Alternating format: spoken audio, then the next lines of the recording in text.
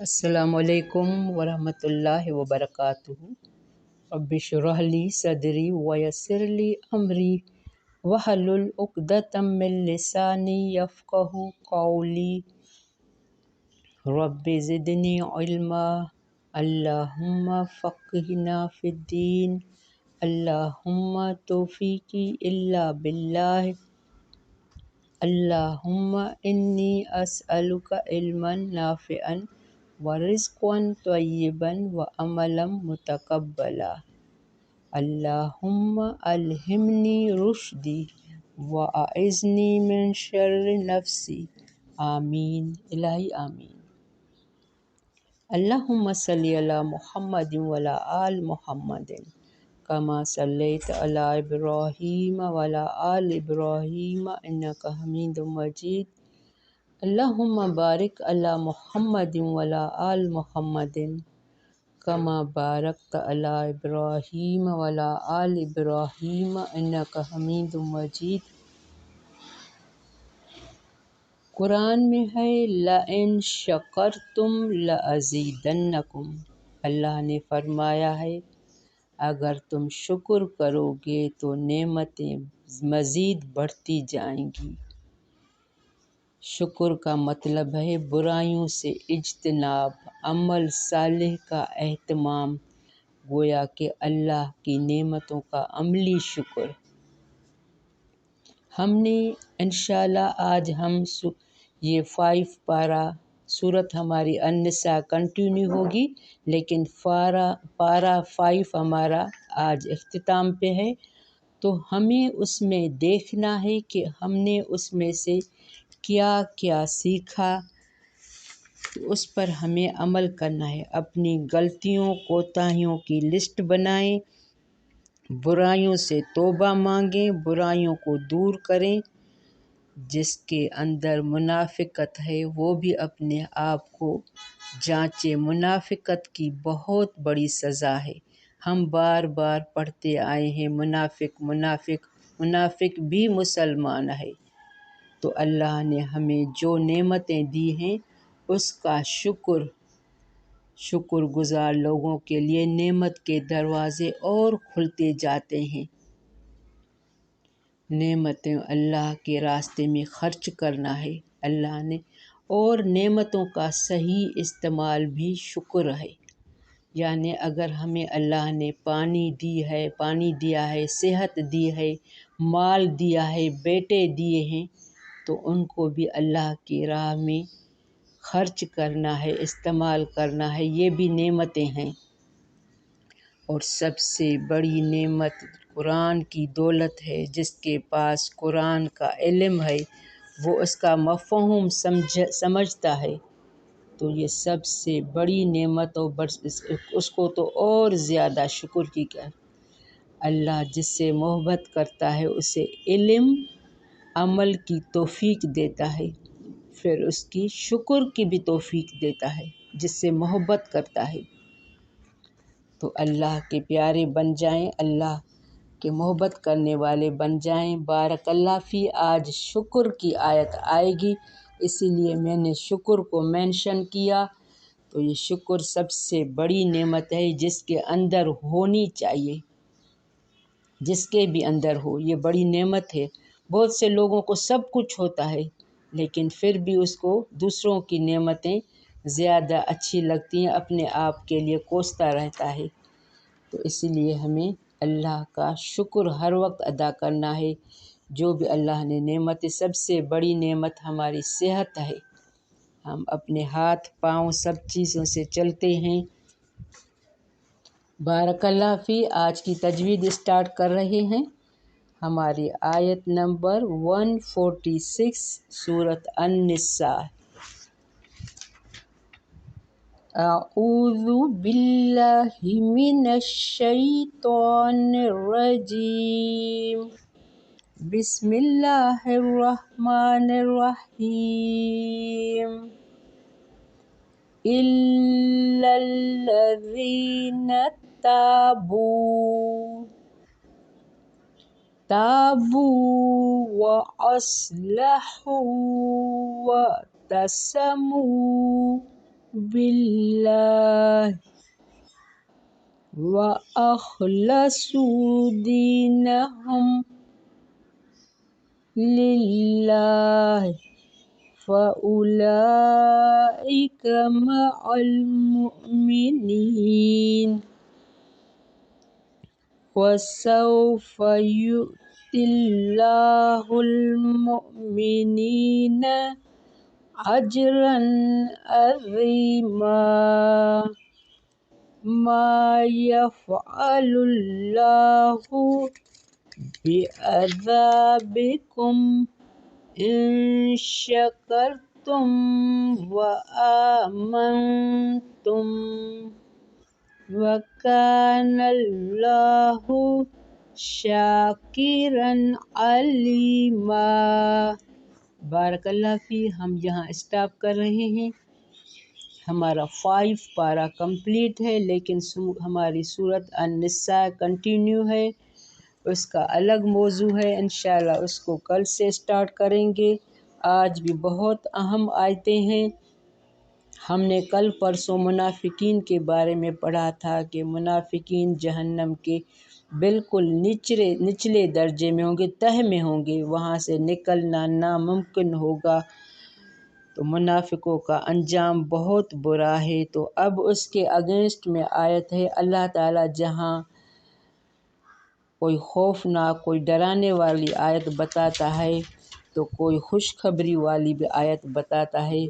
یہاں آیت میں اللہ بتا رہے ہیں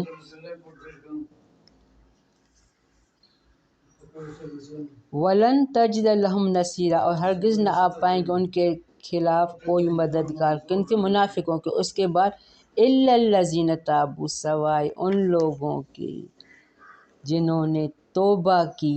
اب پہلے منافق تھے، کیونکہ آپ صلی اللہ علیہ وآلہ وسلم کو منافقوں کی نشاندہی کر دی گئی تھی کہ یہ منافق ہیں، اور آپ صلی اللہ علیہ وآلہ وسلم نے ایک صحابی کو یہ بات بتائی بھی تھی ان کے نام لے کر۔ تو جب یہ بات حضرت عمر رضی اللہ کو پتہ چلی کہ کون کون سے صحابی منافق ہیں، تو ان کو ہر وقت یہ فکر رہتی تھی کہ کہیں ان منافقوں میں میرا نام بھی تو نہیں ہے۔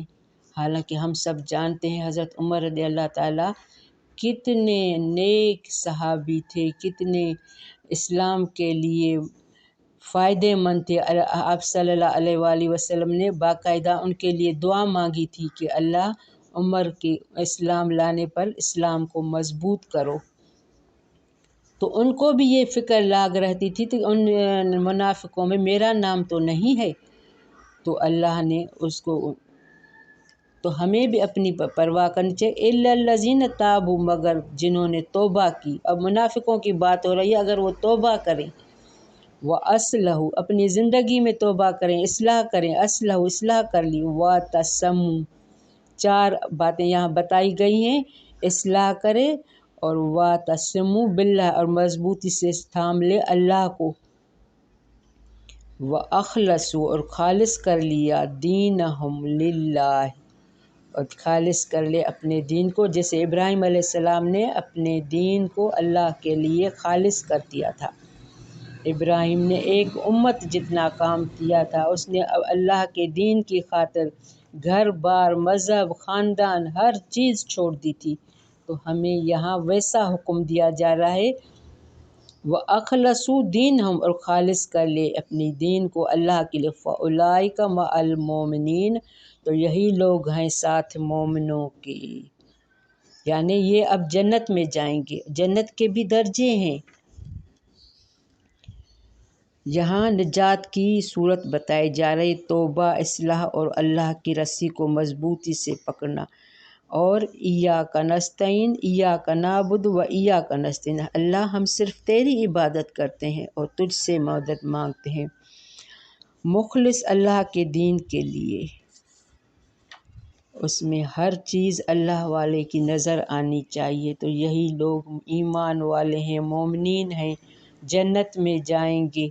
تو ہمیں اپنے آپ کو، اپنی غلطیاں سدھارنی ہے۔ اسی پارے کے اینڈ میں ایسی آیت آئی ہے، اور آگے بھی بہت اہم ہے، وَسَوْفَ یُؤْتِ اللّٰهُ الْمُؤْمِنِینَ اجرًا عظیما، ان قریب دے گا اللہ مومنوں کو اجر بہت بڑا۔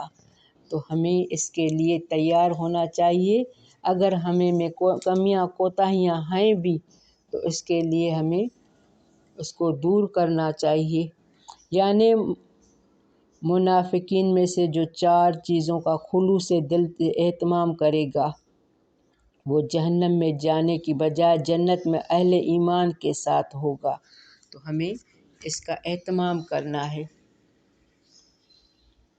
ما یفعل اللہ بعذابکم، کیا کرے گا اللہ تمہیں عذاب دے کر۔ یہ اتنی پیاری آیت ہے، جب بھی میں پڑھتی ہوں تو مجھے اس میں بہت اپنائیت لگتی ہے۔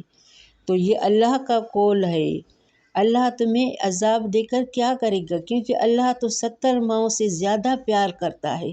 یہ ہم گناہ گار بندوں کے یہ ہمارے اعمال ہیں۔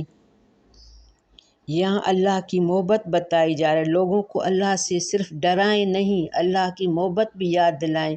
اللہ نے ہمیں کتنی نعمتیں دی ہیں، تو ان نعمتوں کو دیکھ کر یہ سوچیں۔ اللہ ہمیں کبھی کبھی ایسا ہوتا ہے کہ ہم بڑے موت کے منہ سے بچ کر آتے ہیں۔ یہ کون ہمیں بچاتا ہے؟ اللہ بچاتا ہے، کیونکہ وہ ہم سے محبت کرتا ہے۔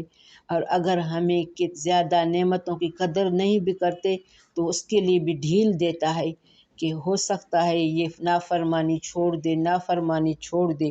تو یہاں یہ آیت ہمیں اللہ سے محبت کے بارے میں یاد ہے۔ ما یفعل اللہ بعذابکم، کیا کرے گا اللہ تمہیں عذاب دے کر۔ ان شکرتم، اگر تم شکر کرو، وآمنتم، ایمان لے آؤ۔ ایمان بہت بڑی بات ہے، شکر بھی بہت بڑی۔ یہاں اللہ نے 2 شرائط رکھے ہیں، تم شکر کرو اور ایمان لے آؤ، نعمتوں کو اللہ کے راستے میں خرچ کرو۔ ایمان یہ بھی ہے ہمارے دل کے اندر یقین ہونا چاہیے، یقین کی کیفیت کا، ہاں واقعی اللہ ہے، ہمیں ہر وقت دیکھ رہا ہے۔ ہم جو برا کریں گے کسی کے ساتھ، جو بھی کریں گے، شکر گزاری کا مطلب یہ ہے کہ اللہ کے حکم کے مطابق برائیوں سے اجتناب، عمل صالح کا اہتمام کرنا۔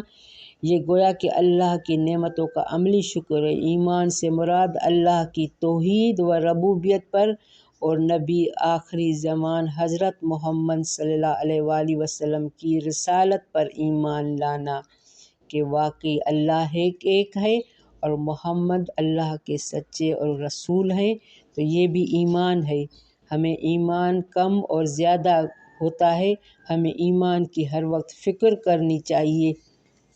ایمان کی لیول کو کم نہیں ہونا چاہیے بلکہ بڑھتا رہے۔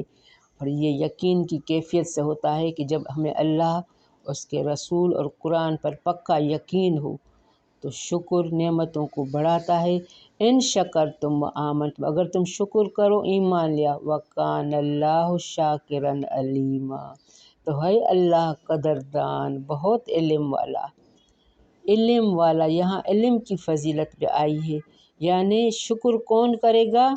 جس کو اس نعمت کا علم ہوگا۔ تو علم بھی شکر گزاری کا سبب بڑھتا ہے۔ ہمیں علم، نفع مند علم، اللہم انی اسألک علما نافعا رزقا طیبا عملا متقبلا، یہ ان آیتوں کے نچوڑ کی ہے کہ اللہ مجھے نعمتوں والا علم دے، شکر کرنے والا اور رزق دے۔ تو ہمیں ان نعمتوں کا بار بار شکر کرنا ہے۔ اور اس پارے کے اینڈ میں یہی کہوں گی کہ ہمیں اپنے اعمال کی فکر کرنی چاہیے، ہمیں علم سیکھنا چاہیے، قرآن کا مفہوم ہمیں آنا چاہیے، قرآن میں کیا لکھا ہے خود بھی پڑھیں، دوسروں کو بھی پڑھائیں۔ جو شکر کرے گا وہ قدر کرے گا، جو دل سے ایمان لائے گا وہ اس کو جان لے گا، اس کے مطابق بہترین جزا سے نوازا جائے گا۔ تو ہمیں اللہ پر یقین ہونا چاہیے، اللہ کی نعمتوں پر، کہ یہ ساری نعمتیں میرے ہی لیے ہیں، میں جتنا شکر کرتی جاؤں گی اتنی میرے لیے نعمتیں بڑھتی جائیں گی۔ بارک اللہ فی ربنا تقبل منا انک انت السمیع العلیم وتب علینا انک انت التواب الرحیم۔ السلام علیکم ورحمۃ اللہ وبرکاتہ۔